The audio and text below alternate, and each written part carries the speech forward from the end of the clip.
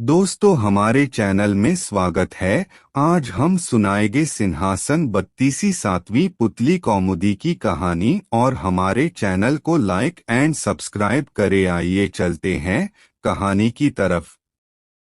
7वें दिन जैसे ही राजा भोज दरबार में पहुंचे और सिंहासन की तरफ बढ़े, 7वीं पुतली कौमुदी जागृत हो गई और राजा से बोली, हे राजन, इस सिंहासन पर बैठने की जिद त्याग दो। इस सिंहासन पर वही बैठ सकता है जो राजा विक्रमादित्य की तरह गुणवान हो। अगर तुम में उनकी तरह एक गुण भी हो तो अवश्य इस सिंहासन पर बैठना। सुनो, मैं तुम्हें परम प्रतापी वीर विक्रमादित्य की कथा सुनाती हूँ। एक दिन राजा विक्रमादित्य अपने शयन कक्ष में सो रहे थे। अचानक उनकी नींद करुणक्रंदन सुनकर टूट गई।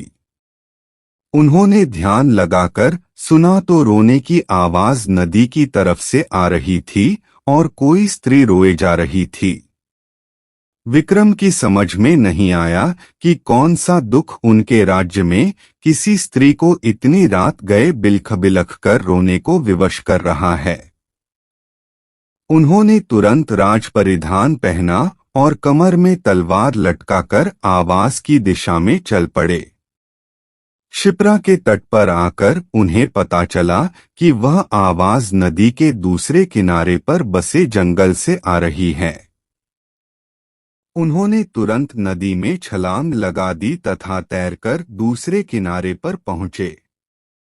फिर चलते चलते उस जगह पहुंचे जहां से रोने की आवाज आ रही थी। उन्होंने देखा कि झाड़ियों में बैठी एक स्त्री रो रही है। उन्होंने उस स्त्री से रोने का कारण पूछा। स्त्री ने कहा कि वह कई लोगों को अपनी व्यथा सुना चुकी है, मगर कोई फायदा नहीं हुआ।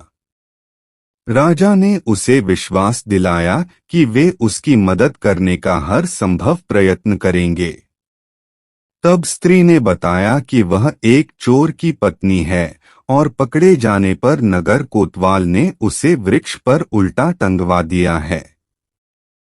राजा ने पूछा, क्या वह इस फैसले से खुश नहीं है?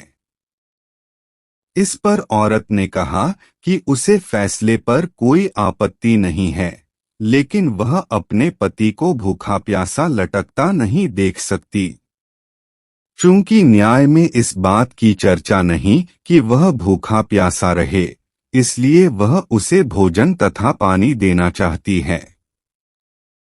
विक्रम ने पूछा कि अब तक उसने ऐसा किया क्यों नहीं?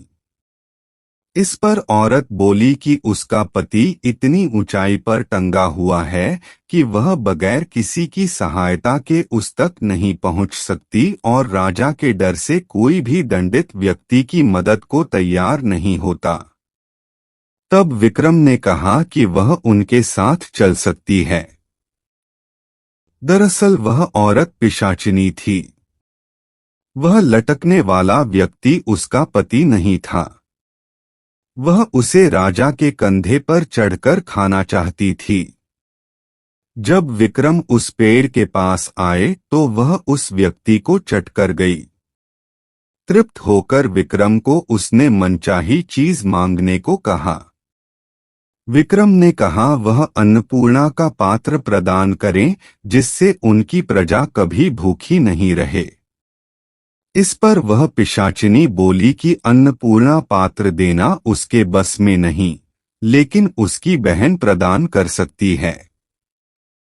विक्रम उसके साथ चलकर नदी किनारे आए जहां एक झोपड़ी थी।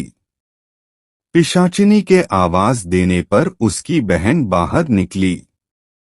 बहन को उसने राजा का परिचय दिया और कहा कि विक्रमादित्य अन्नपूर्णा पात्र के सच्चे अधिकारी है, अतः वह उन्हें अन्नपूर्णा प्रदान करें। उसकी बहन ने सहर्ष अन्नपूर्णा पात्र उन्हें दे दिया। अन्नपूर्णा लेकर विक्रम अपने महल की ओर रवाना हुए। तब तक भोर हो चुकी थी। रास्ते में एक ब्राह्मण मिला। उसने राजा से भिक्षा में भोजन मांगा। विक्रम ने अन्नपूर्णा पात्र से कहा कि ब्राह्मण को पेट भर भोजन कराएं। सचमुच तरह तरह के व्यंजन ब्राह्मण के सामने आ गए। जब ब्राह्मण ने पेट भर खाना खा लिया तो राजा ने उसे दक्षिणा देना चाहा। ब्राह्मण अपनी आंखों से अन्नपूर्णा पात्र का चमत्कार देख चुका था, इसलिए उसने कहा, अगर आप दक्षिणा देना ही चाहते हैं तो मुझे दक्षिणा स्वरूप यह पात्र दे दें, ताकि मुझे किसी के सामने भोजन के लिए हाथ नहीं फैलाना पड़े। विक्रम ने बेहिचक उसी क्षण उसे वह पात्र दे दिया। ब्राह्मण राजा को आशीर्वाद देकर चला गया और वे अपने महल लौट गए। कौमुदी बोली, बताओ राजन, क्या तुम ऐसा कर पाते अगर राजा विक्रम की जगह होते? इतना कहकर कौमुदी पुन सिंहासन में जाकर जड़वत हो गई। राजा भोज विचारों में खो गए और सिंहासन पर बैठने का अन्य उपाय खोजने लगे। अगले दिन 8वीं पुतली पुष्पवती ने रोका राजा भोज का रास्ता। पढ़े अगले अंक में। ब्राह्मण अपनी आंखों से अन्नपूर्णा पात्र का चमत्कार देख चुका था, इसलिए उसने कहा, अगर आप दक्षिणा देना ही चाहते हैं तो मुझे दक्षिणा स्वरूप यह पात्र दे दें, ताकि मुझे किसी के सामने भोजन के लिए हाथ नहीं फैलाना पड़े।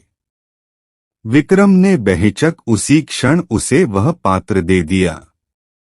ब्राह्मण राजा को आशीर्वाद देकर चला गया और वे अपने महल लौट गए। कौमुदी बोली, बताओ राजन, क्या तुम ऐसा कर पाते अगर राजा विक्रम की जगह होते? इतना कहकर कौमुदी पुन सिंहासन में जाकर जड़वत हो गई। राजा भोज विचारों में खो गए और सिंहासन पर बैठने का अन्य उपाय खोजने लगे। अगले दिन 8वीं पुतली पुष्पवती ने रोका राजा भोज का रास्ता।